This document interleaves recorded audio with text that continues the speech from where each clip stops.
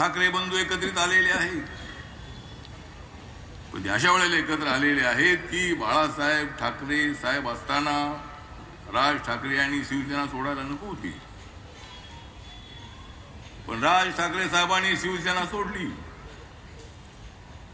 बाळासाहेब ठाकरे साहेबांच्या मनाच्या विरोधामध्ये त्यांनी निर्णय घेतला आणि ते बाळासाहेबांचं नाव घेत आहेत. उद्धवजींनी 2019 मध्ये आमच्या सोबत राहायला पाहिजे होतं. उद्धवजी जर आमच्या सोबत राहिले असते तर धनुष्यबाण त्यांच्याकडेच राहिलं असतं. तर उद्धवजी तिकडे आणि धनुष्यबाण इकडे. आणि आता त्यांनी मशाल हातामध्ये घेतलेली आहे, पण मशालीला जो ऑइल पाहिजे ते ऑइल आमच्याकडे आहे. मशाल पेटवायची असेल तर त्याला ऑइल जे आहे ते ऑइल आम्ही आमच्या ठेवलेलं आहे, त्यामुळे मशाल पेटतच नाही आहे. आणि मशाल पेटवण्यासाठी त्यांनी राजला सोबत घेतलेलं आहे, पण राजकडे सुद्धा औषध नाही, राजकडे सुद्धा ऑइल नाही. दोघे एकत्र आलेले चांगली गोष्ट आहे. या तुम्ही एकत्र, तुम्ही किती जर एकत्र आलात तर आमची महायुती एकनाथ शिंदे जे आहेत ते आमच्या सोबत आले. तर उद्धवजी आपण जर आमच्या सोबत त्याच वेळेला आला असता तर एकनाथ शिंदेजी आमच्याकडे आले नसते. आणि तुम्ही आमच्या सोबत आला नाही म्हणून आम्ही एकनाथ शिंदेना घेतलं. तुम्ही त्यावेळेला मी सांगत होतो की उद्धवजी साहेब तुम्ही असं करू नका, काँग्रेस सोबत तुम्ही जाऊ नका. मी त्यांच्याकडे जाऊन मी इकडे आलेलो आहे, तुम्ही तिकडे कशाला जाता. आणि उद्धवजी तिकडे गेले आणि जे घडायला नको होतं ते घडलं. त्यांच्यासाठी घडायला नको होतं ते घडलं, पण आमच्यासाठी घडायला पाहिजे तेच घडलं. सगळे 50 आमदार घेऊन एकनाथ शिंदेजी आले. त्यांना वाटलं होतं की एकनाथ शिंदे एवढं धाडस करणार नाही, पण एकनाथ शिंदे हा तसा मजबूत माणूस. रिक्षा चालवल्यामुळं त्यांची मनगट अत्यंत मजबूत होती.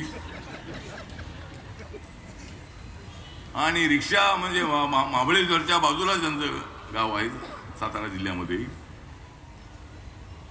आणि गावाची हवा खाण्यासाठी ते जातात. ते गेले की पत्रकार लिहितात की एकनाथ शिंदे तिकडे गेले, अरे महाबळेश्वरची हवा चांगली आहे म्हणून तिकडे जातात आणि हवा खाऊन पुन्हा इकडे येतात. त्यामुळं एकनाथ शिंदेजी अत्यंत मजबूत माणूस आहे. देवेंद्र फडणवीस साहेब आणि एकनाथ शिंदे साहेबांचे संबंध अत्यंत चांगले आहेत. आणि एकनाथ शिंदेजी आमच्याकडे आलं आणि सरकार आमचं आलं. देवेंद्र फडणवीस साहेब हे डेप्युटी सीएम राहिले. आणि आजी दादांनी विचार केला की आता पवार साहेबांसोबत राहून तो उपयोग नाही. मी दादाला म्हणालो की मी पवार साहेबांना सोडून इकडे आलो, तुम्ही तिकडे काय करताय. आणि आजी दादा सुद्धा आमच्या महायुती सोबत आले. दादा पवार साहेबांना म्हणत होते की तुम्हाला जर शिवसेना चालते तर बीजेपी का चालत नाही. नरेंद्र मोदीजीने एकदा बारामतीला जाऊन शरद पवार साहेबांनी स्तुती केलेली होती की तुमचं नेतृत्व फार मोठं आहे, तुमच्याकडून मी बरंच शिकलेलो आहे. आणि पवार साहेब म्हणाले मी तर जाणार नाही.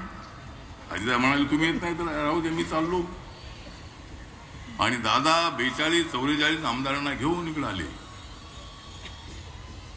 आता कालच्या 2024च्या निवडणुकीमध्ये आपण पाहिलेलं आहे की जवळजवळ 237 जागा आमच्या निवडून आल्या. आणि हे म्हणतात की मताची चोरी झाली, पैसे देतो. आम्ही कुठले पैसे देणार, आम्ही भिकार सोड लोक आहोत, आमच्याकडे कुठले पैसे. आम्ही कुणाला पैसे मागायचे नाही आणि आम्हाला कोणी देत नाही, कुठले पैसे आमच्याकडे. हे म्हणतात की पैसे वाटले म्हणजे ते म्हणतात की पैसे वाटले. अरे तुमच्यावर आहेत खटले आणि तू म्हणताय आम्हाला पैसे वाटले. पैसे वाटण्याचा विषय नाही, आम्ही लोकांच्या समोर कार्यक्रम ठेवतो. लाडक्या बहिणींना 1,500 रुपये महिन्याला आम्ही देण्याचा निर्णय घेतला आणि सगळ्या भगिनींनी मोठ्या प्रमाणात आम्हाला साथ दिली. बाकीच्या लोकांना ज्यांना पगार 1,00,000-2 लाख रुपये त्यांना 1,500 रुपयाचं महत्व नाही. गोरगरीब महिलांसाठी 1,500 रुपये महिन्याला फार महत्वाचे होते.